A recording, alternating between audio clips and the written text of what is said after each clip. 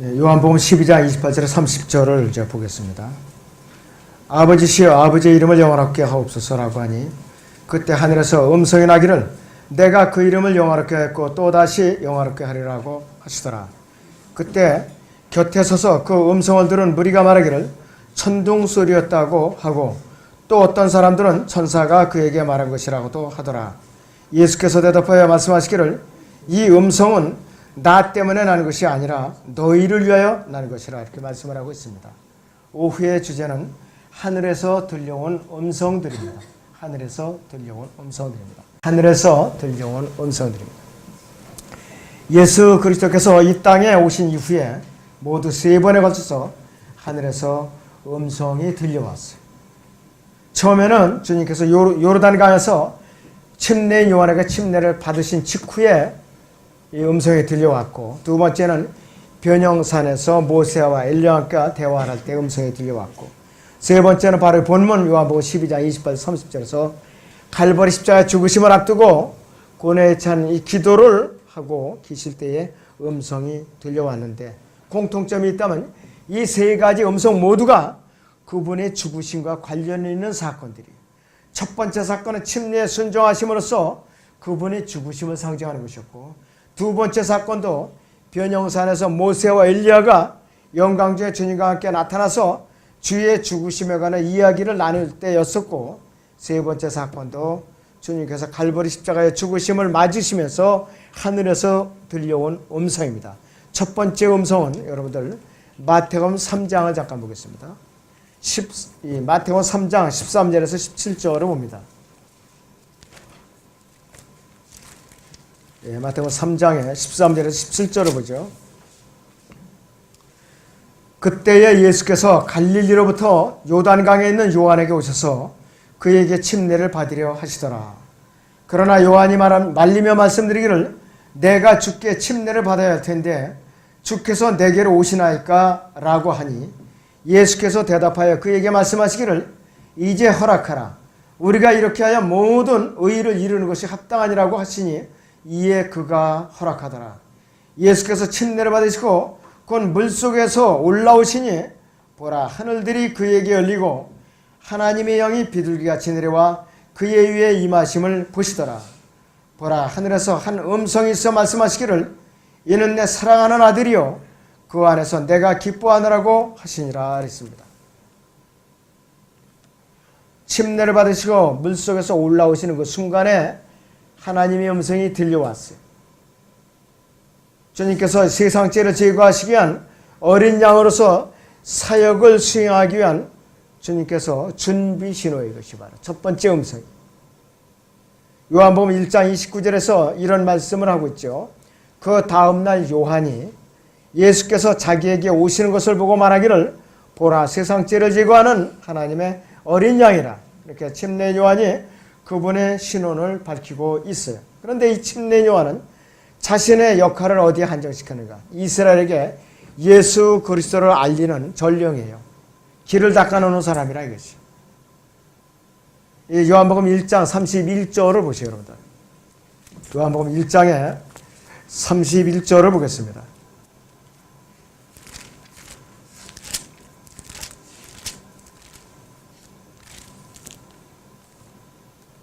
나는 그분을 알지 못하였지만 그분을 이스라엘에게 알리려고 내가 물로 침례를 주러 왔노라고 하더라. 그랬습니다.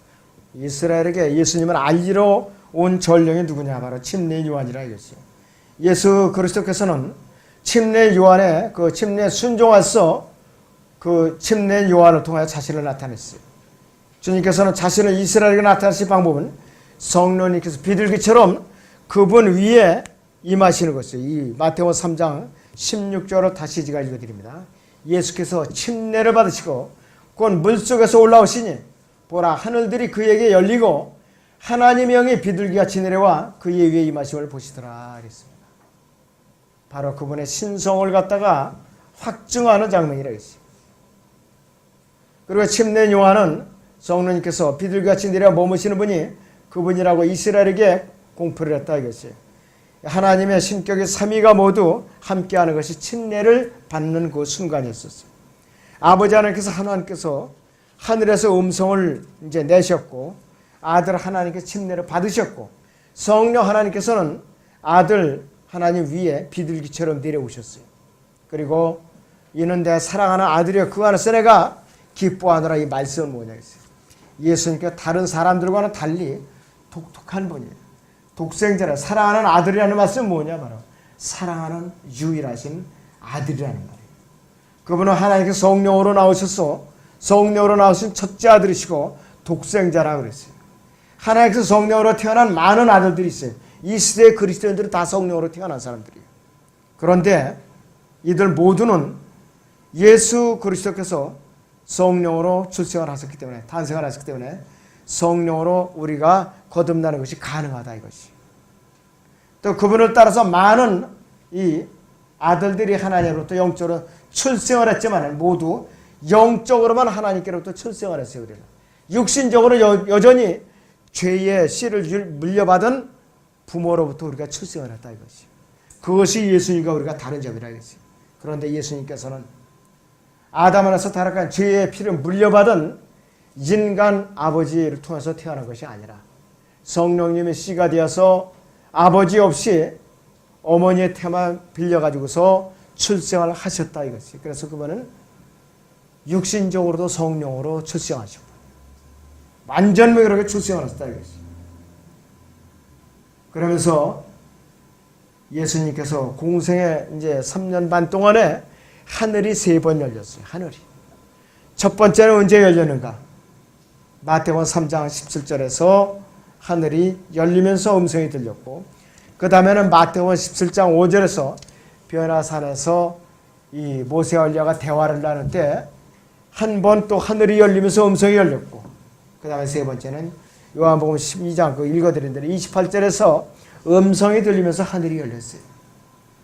그래서 예수 그리스도를 향해서 하나님의 음성이 직접적으로 들릴 때는 하늘이 열리면서 같이 음성이 들렸다 이것입니다. 이와 관련해서 휴거와 관련된 음성이 3번 울렸는데 이때는 하늘은 열리지 않았어요. 이리 올라오라는 그 음성이 들렸을 때가 구약에서는 잠언 25장 7절이었었고 신약 성경에서는 요한계시록에서 2번이야. 침례인 요한을 불러 올릴 때 이리 올라오라는 음성이 요한계시록 4장 1절에서 있었고 그 다음에 요한계시록 11장 12절을 잠깐 보겠습니다. 요한계시록 11장 12절을 잠깐 보겠습니다.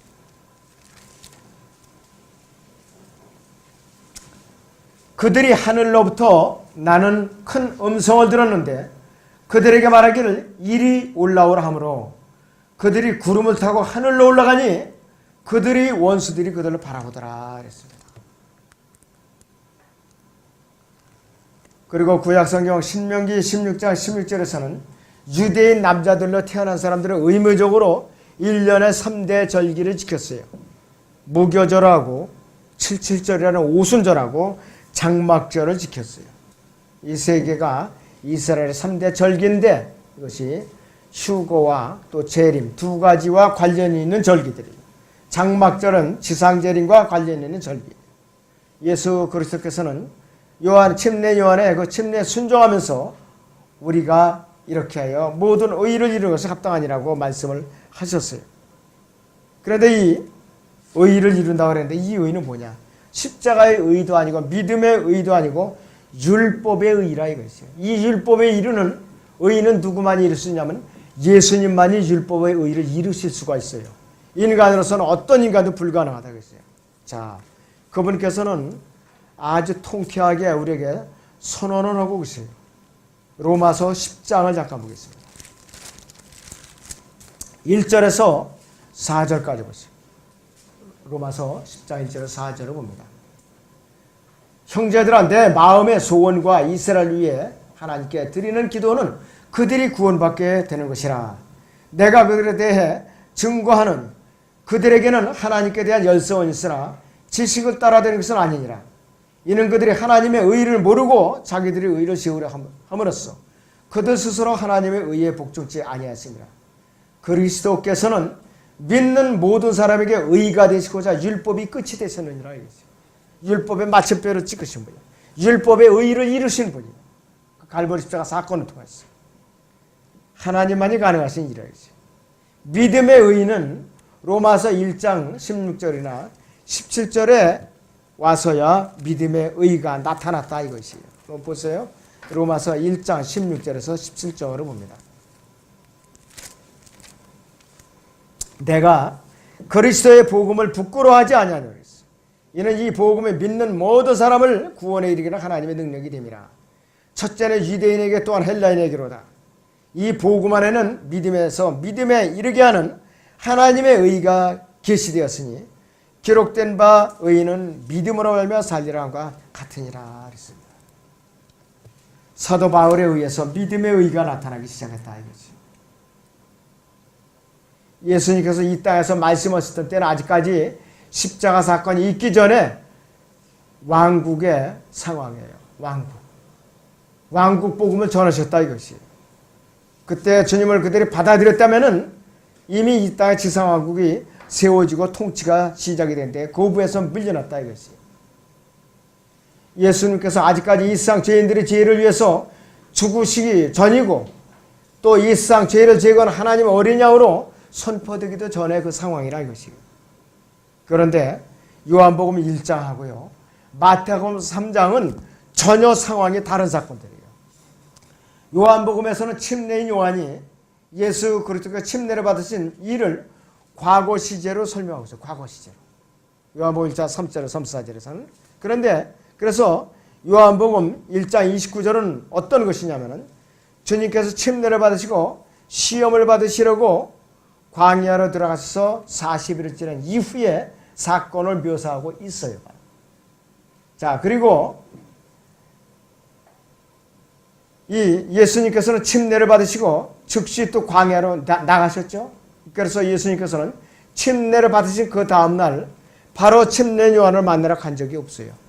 요한복음 1장 29절은 그 시점이 아니라 이거죠. 적어도 40일 경과한 후에 침례 요한이 침례를 주고 있는 그 장소로 찾아가신 거예요. 침례 요한이 예수님 그리스도를 세상 죄를 제거하는 하나님의 어린 양으로 인식한 시점은 주님께서 침례를 받으시고 적어도 40일이 지난 그 이후의 시점이었었어요. 그런데 마태복음 3장에서 침례 요한은 예수 그리스도의 죽음이라든지 예수 그리스도를 통해서 죄가 용서해진다는 진리를 전혀 계시를 받지 못했고 그가 알고 있었던 것은 뭐냐 했어요. 율법의 의와 지상 왕국 또 이 하늘의 왕국 이것이 그가 받은 계시받은 전부였었다 이것이. 그렇기 때문에 예수님께는 죄에 속한 이 아담 안에서 죄에 묶여 있는 세상 모든 사람들을 구원하시기 위해서 죄인의 몸을 입어야 됐던 것을 불가피한 것처럼 그분께서는 이스라엘의 왕이 되시기 위해서 율법 아래 통제받고 있는 이스라엘의 왕이 되시기 위해서는 율법 아래 또 순종을 해야 돼 있어요. 그렇기 때문에 이분은 율법을 이루시기 위해서 그분께서는 요구 조건에 순종하기 위해서 갈보리 십자가에서 그분은 형을 받으신 거예요. 율법 아래에서. 두 번째 음성이 있어요. 마태복음 17장을 봅니다. 1절에서 5절 보겠습니다. 하늘에서 올려온 두 번째 음성입니다.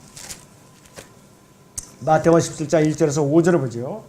엿새 후에 예수께서 베드로와 야고보의 형제 요한을 데리고 따로 떨어져 있는 높은 산으로 올라가시고 그들 앞에서 변형되시니 그의 얼굴은 해처럼 빛나고 그의 옷은 빛처럼 휘어지더라. 그런데 보라 모세와 엘리야가 그들에게 나타나서 주와 함께 이야기하더라. 그러자 베드로가 예수께 대답하여 말씀드리기를 주여 우리가 여기 있는 것이 좋사오니 주께서 원하시면 여기에 장막셋을 짓되 하나는 주를 위하여 하나는 모세를 위하여 하나는 엘리야를 위하여 짓겠나이다 라고 하더라. 그가 아직 말하는 중인데 보라 빛나는 구름이 그들 위를 덮더라.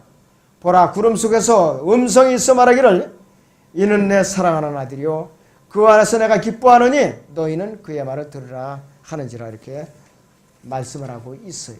자, 그런데 이것이 보통의 음성이 아닙니다. 이것이 보통의 음성이 아니에요. 이 변형상 사건은 예수 그리스도의 재림과 관련 있는 사건이에요. 모세는 선지자 재판관 왕으로서의 직분을 수행했던 사람이에요. 엘리야는 선지자와 재판관으로서 직분을 수행했다고 했어요.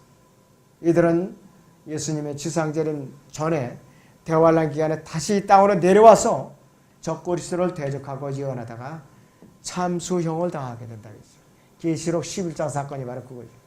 그래서 이 변형상 사건은요, 예수님의 재림을 나타내는 사건이라 이것이요. 여러분들 마태복음 16장을 잠깐 보죠.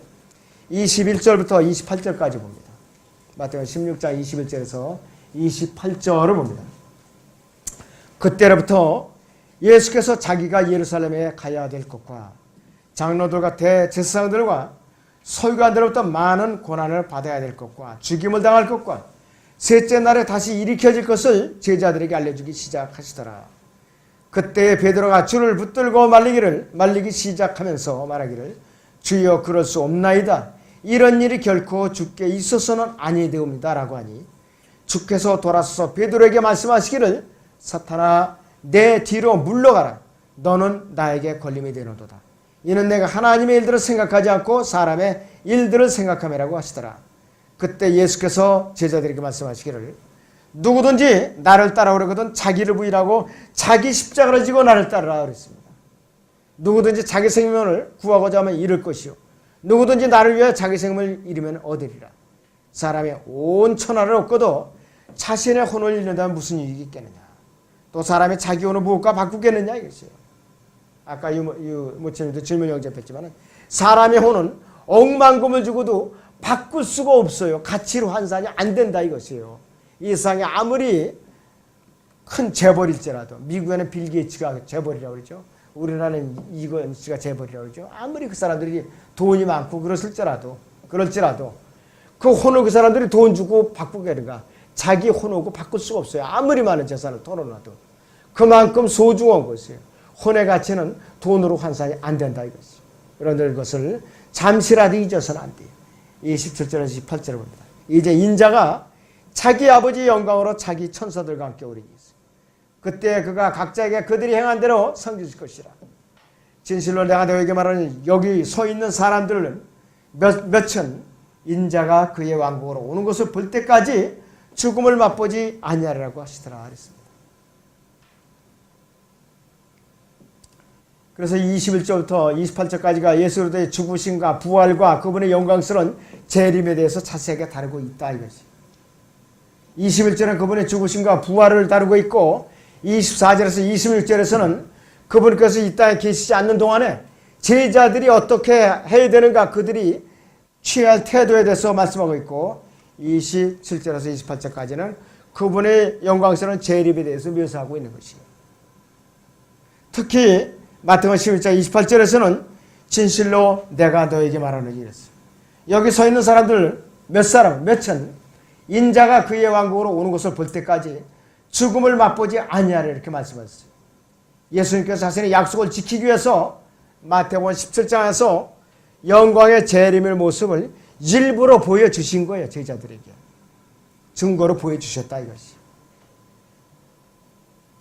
자, 베드로서 3장을 잠깐 봅니다.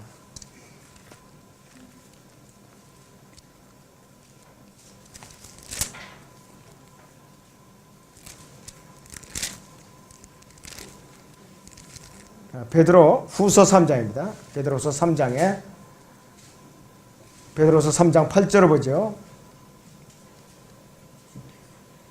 사랑하는 자들아 주께는 하루가 천년 같고 천년이 하루 같은 이 한 가지를 잊지 말라 그랬어요.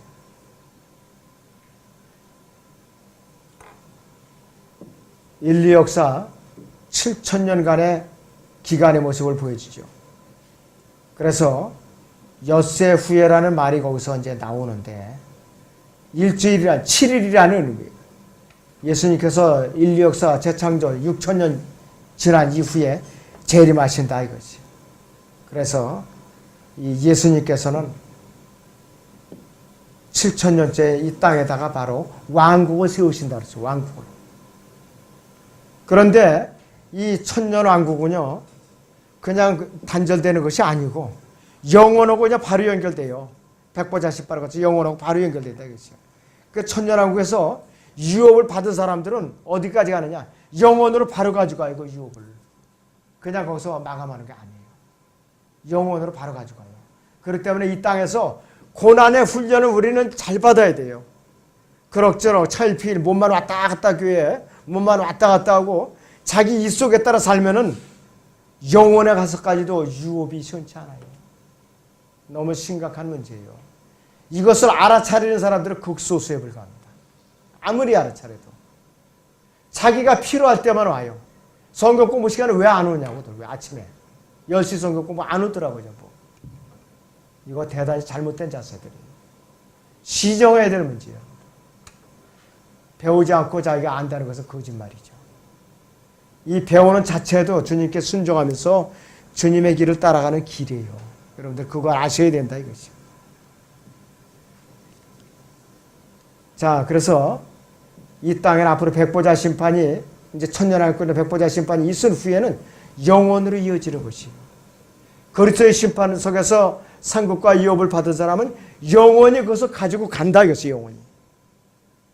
굉장히 아주 중요한 일이라 이것이. 예수님께서 재림하실 때에 이 땅에 이제 신의 산으로 오셔갖고 왕의 대를 거쳐갖고 올리브 산으로 오시는 거예요.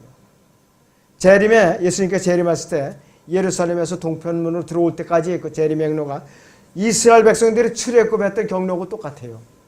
왕의 대로가 똑같다 이거죠. 예수님께서 신의 산에 출발하셔갖고 재림하셔갖고 파란 산과 에돔 땅을 거쳐서 셀라 페타를 거쳐서 시온을 지나서 헤스본과 길과이 여리코를 지나가지고 예루살렘 동편 문으로 입성하신다 이것이. 그리고 예수님께서 변형산에서 어떤 모습으로 나타나셨는가? 그냥 나타나신 것이 아니고 그들 앞에서 변형되시니 그의 얼굴은 해처럼 빛나고 그랬어요. 해처럼 빛나고. 이것이 뭐냐? 예수님의 갈보리 십자가 사건 이전이에요. 변화받은 이후에 영광스러운 몸을 보여주신 거라 이것이. 우리도 그와 같이 변화된다 이것이. 예수님과 같이. 베드로 후서 1장을 보죠. 16절에서 17절을 봅니다. 베드로후서 1장에 16절에서 17절을 봅니다. 이는 우리가 우리 주 예수 그리스도의 능력과 오심을 너희에게 알게 한 것은 교묘하게 꾸며낸 이야기를 쫓은 것이 아니라 그의 위엄의 목격자들이었기 때문이라. 지극히 큰 영광으로부터 이러한 음성이 그에게 들려오기를 이는 내 사랑하는 아들이요 그 안에서 내가 기뻐하노라 하실 때에 그가 하나님 아버지로부터 존귀와 영광을 받으셨느니라 그랬습니다. 같은 맥락에 일맥상통한 그 장면을 연출하고 있어요. 그런데 이 모습이 바로 어떤 모습과 비슷한가? 요한계시록 1장을 잠깐 보겠습니다. 어떤 모습인가? 요한계시록 1장 14절에서 16절을 봅니다. 그의 머리와 머리털은 눈처럼 휘어서 양모처럼 하얗고 그의 눈은 불꽃 같더라. 그의 발은 용광로에 달군 듯한 빛나는 녹 같고 음성은 많은 물소리와 같으며 그의 오른손에는 7뼈를 가졌고 그의 오른손에는 7뼈를 가졌고 또 입에서는 날카로운 양날같이 칼이 나오며 용모는 해가 그 맹렬한 기세를 비치는 것 같더라. 내가 그를 보자 죽은 것처럼 그의 발 앞에 엎드러지니 그가 내게 오른손을 얹고 나에게 말씀하시기를 두려워 말라. 나는 처음과 마지막이요 나는 살아있는 자며 죽은 자였으나 보라 영원 무궁토록 살아있노라. 아멘. 또한 내가 지옥과 사망의 열쇠들을 가졌노라 그랬어요. 상상이 안 가요. 이 모습을 어떻게 표현할지 상상이 안 가요. 상상이 안 간다 이거죠. 에스겔서 1장이나 에스겔서 10장이나 요한계시록 4장에 나오는 내 생물을 상상하면은 예수님의 이 모습을 우리가 상상할 수가 있어요. 말로 표현하기 어려운 점이 너무나도 많다 이것이. 예수님께서 이 땅에 오실 때에 의의 태양으로서 떠오르는 태양으로서 오신다 이것이. 그리고 이 땅에서 우리가 함께 통치에 참여하는 저나 여러분들은 의인들로서 아버지의 왕국의 새처럼 빛난다고 말하고 있어요. 저나 여러분들 유업을 받아서 통치하는 사람들이 다 거기에 동참하고 있다 이것이. 자, 그래서 우리가 이제 앞으로 주님께서 오실 때에 과연 우리는 어떤 자세로 살아야 되는가? 깨어 있어야 된다. 언제든지 깨어 있어야 된다. 그 사람들이 뭐 설마 오늘에 오시랴. 완벽하게 상황이 조성되면 그때서야 오신다. 천만의 말씀이에요. 여러분들 전3년반은 아주 표신하게 딱 그냥 통제되면서 눈에 확연히 들어가게 오는 것이 아니에요. 세상 법제들을 사탄이 개정하면서 아주 목을 조이듯이 그렇게 다가옵니다. 그렇게 다가오는 거예요. 건강보험법도 다가와요. 그 다음에 여행자 통제부터 다가오는 것이 그렇게 오는 것이라고 했어요. 요즘 나온 전자여권은요. 앞에 질병 계급자가 저렇게 노란 그 금색을 입힌 부분이 조그맣게 그 속에 칩이 있고 안테나까지 있어요. 여권이. 표시가 별로 안 내면져 봐도. 그래서 이게 확실히 적그리스도 여권이로구나. 이렇게 지금 굉장히 우리가 심각한 시대에 살고 있어요. 자, 그리고 여러분들 마태복음 17장 4절을 보세요. 과연 주님이 어느 장막에 거하시는가 보세요. 마태복음 17장 4절을 봅니다. 그러자 베드로가 예수께 대답하여 말씀드리기를 주여 우리가 여기 있는 것이 좋사오니 주께서 원하시면 여기에 장막 셋을 짓되 그랬어요. 이 장막이 뭐냐 이랬어요. 구약의 이스라엘 백성은 광야에 장막이 있었죠. 성막이 있었어요. 솔로몬은 성전을 지었어요. 예수님 지상에 계실 때는 장막이 누구냐? 예수님이 하나님의 장막이에요. 이 신약 시대는 누가 장막이냐? 거듭난 성도들이 몸이 바로 장막이에요. 그분의 장막이에요, 여러분들. 그걸 인식하면서 살아야 돼요. 여러분들은 그분의 성전이에요. 우리는 깨어지기 쉬운 질그시라요. 고린도후서 4장 7절에 들어. 그 깨어지기 쉬운 이 질그는 언제든지 깨어질 수 있는데 왜 하필 하나님께서 그 안에 보물로 계시느냐 이것이에요. 이유가 있죠. 여러분의 구원을 절대로 취소되지 않게 보장해 주시려고 그 질그릇 안에 보물로 들어와 계시는 거예요. 얼마나 감사한 일이에요. 너무 감사한 일이에요. 돈 주고 사고 팔수가 불가능합니다. 사회적 지위가 높다고 해서 천만에요. 예수님을 개인적으로 영접해서 구원받은 사람들만 하나님의 성전, 하나님의 장막이 될 수 있는 것이에요. 너무나도 이게 감사한 일이죠. 그래서 주님께서 거하시는 참된 장막은 이 교회 쓰는 누구냐? 거듭난 성도의 몸이라 이것이에요. 그런데 주님께서는 그 몸에 창조주이세요. 우리를 지으신 그분이라 이것이에요. 사람이 만든 성전에 지금 절대로 안 계셔요. 안 계시는 분이라 이것이에요. 그런데 이 몸이 지금 완성이 되어가느냐? 아직도 지어져 가고 있어요. 에베소 2장을 보죠. 20절에서 22절을 봅니다. 에베소 2장 20절에서 22절을 보세요. 주님의 몸이 아직도 지어져 가고 있어요. 너희는 사도들과 선지자들이 기초 위에 세워졌으며 예수 그리스도께서 친히 귀중한 모퉁이 돌이 되셨고 그분 안에서 건물 전체가 함께 알맞게 맞춰져 주 안에서 거룩한 성전으로 자라가며 또한 그분 안에서 너희도 성령을 통하여 하나님의 것처럼 함께 지어져 가고 있는 것이니라. 주님의 몸이 지체예요. 그분의 몸이 유기체가 아직까지 더해지고 있어요. 계속해서 몸이 자라가고 있다 이게 아직까지. 우리가 휴거가 되면은 그때 이제 그 몸이 완성돼요. 더 이상 이제 자라갈 수가 없다 이것이. 하늘에서 올려온 이제 세 번째 음성이 바로 아까 읽어드린 본문 요한복음 12장입니다. 12장 28절에서 29절이요. 그래서 하늘에서 들려온 세 번째 음성은 예수 그리스도께서 왕으로서 환호를 받은 직후에 있었어요. 예루살렘 성에 입성하신 직후였다 그랬어요.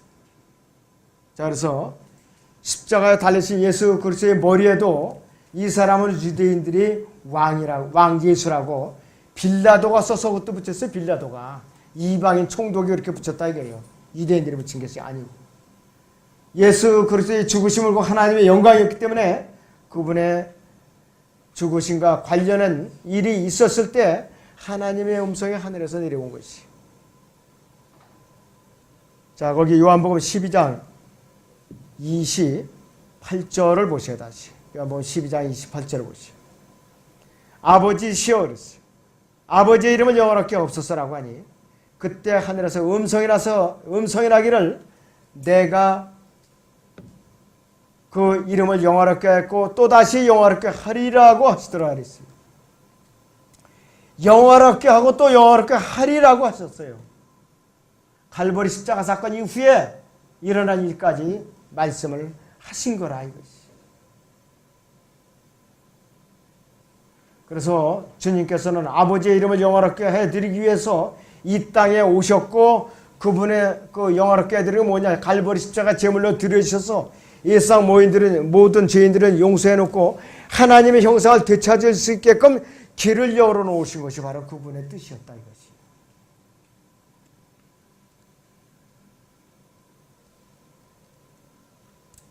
자, 그래서 요한복음 그 20장 29절에 그때 곁에 서서 그 음성을 들은 무리가 말하기를 했어요.